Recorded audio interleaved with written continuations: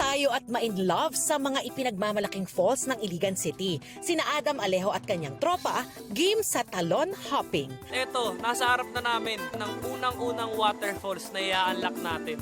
Mula sa Himpapawid, agaw atensyon ang Dodyongan Falls. Ang kakaibang rock formations, mas ma-enjoy dahil pwedeng mag-cliff jumping. Next stop, Mimbalot Falls. Ang talon na madali lang puntahan, sulit pa dahil sa picnic area at swimming pool. Di naman lihim, pinakasikat ang Tinago Falls. Itinuturing ito na isa sa pinakamagandang talon sa bansa. Pero para marating yan, kailangang akyatin ng mahigit 300 baitang. At sa falls na ito, balsa ang sasalba sa trip nyo. Gustong pumaldos sa trip? Poldo Falls ang ihirit. Mas kaunti ang mga turista kaya masosolo ang natural pool. Grabe!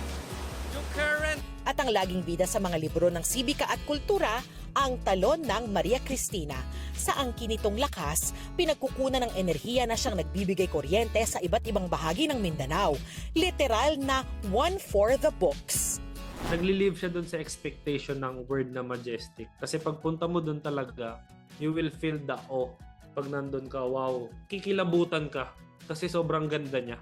5 lang ito sa mahigit 20 waterfalls sa Iligan City. Dahil na rin sa taas-babang topografiya ng lungsod, natural na nabubuo ang mga talon.